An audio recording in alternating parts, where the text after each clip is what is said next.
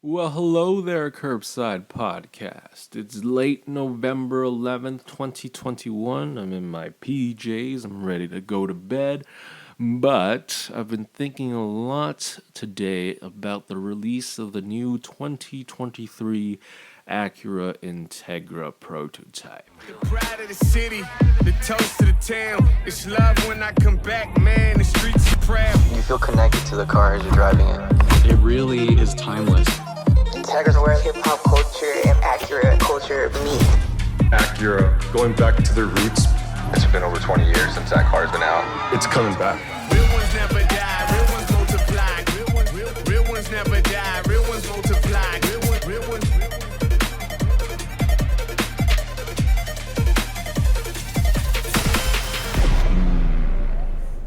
What do I think? Well, I'm going to first preface this by saying I am a huge Acura Honda fanboy, so I'm going to be slightly very biased in this case. But, well, you see, in this day and age, if you came out with a four-door, turbocharged, 6-speed manual sport liftback for $30,000, that would be pretty great news. It's a rare breed these days, and it would be pretty nice, but Acura has done that and went ahead and called it the Integra. And therein lies the problem. Unpopular opinion, the new Integra is an Integra. Why do I say that? Well, if we think back to Acura's roots, like their roots, back when they first became a company back in 1986, they released two different cars. They had the Legend and also the Integra.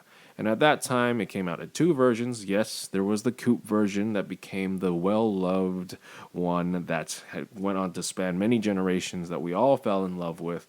But there was also the four-door sedan version. And that was a Civic platform that was more sporty, more luxurious, more fun to drive. Hence the term precision crafted performance as Acura's tagline at that point. And, this new Integra would be a four-door Civic-based platform that I would imagine is more fun to drive and more exciting, being that it has that 6-speed manual. So yeah, technically, an Integra. But you see, the problem is it may be the same nameplate. It may live up to what the nameplate originally meant. But the problem with bringing back an original nameplate is that we, as car enthusiasts, already have developed a set of emotions and feelings and what we expect from that nameplate. We already have those ideas tied to that name. It was the same thing with the new NSX. Back when the NSX came out, way long ago, it meant new sports car experimental. And that's what it was. It was new materials, new reliability, new engine technology that hadn't been seen in the world of supercar sports cars at the time. But during those years that it was out, it developed, we basically associated the NSX with being an affordable, basic analog supercar that went against Ferrari. And in many cases, it was. Indeed, that's what it was. But when it came time for the new NSX to come out, we expected that same formula, that same analog, basic, very affordable supercar, like the C8 Corvette is now. But if you think about it, if that was the car that came out, it wouldn't have necessarily lived up to the original nameplate, the new sports car experience or new sports car experimental, because that wouldn't really have been new. It would have been old technology, old concepts that were cheaper. So instead, what Acura did was that they went and tried to live by that original naming philosophy to provide a new way, new technology to make that amazing driving experience. It was that brand new technology that was only found in like $1 million hypercars brought down to a much more affordable package, and in many cases was it was praised for having a fantastic driving experience. It was just that, it wasn't the same as what we expected. And it's that association with those nameplates that makes these new reveals so disappointing when they don't meet our expectations. Let's be honest. In reality, this Integra is a next generation ILX, right? We all see it. The ILX was basically a Acura version of the Civic, and this is an Acura version of the new Civic.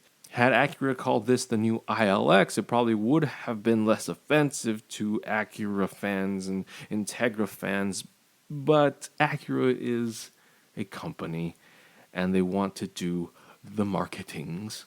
Because let's be honest, if Acura brought back the ILX name, not as many people would have been as excited, would have been wanting to tune in to watch the stream. And let's be honest, more people will buy the new Integra for the Integra name.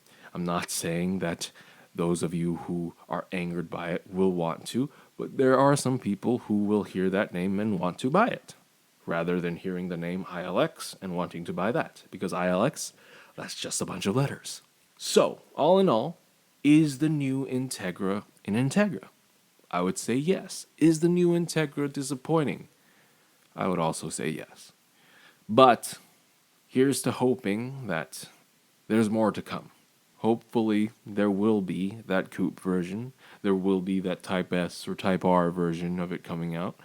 And hopefully, those will be much more exciting than what we saw today.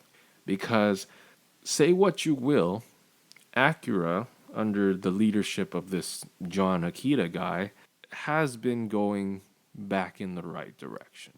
It's leaving that old phase of really boring, really ugly, really bleh cars into a direction that's much more performance-oriented, much more exciting, much more luxurious, which was one of their original goals in the first place, and much more of, what I would imagine Acura wanted to be all this time.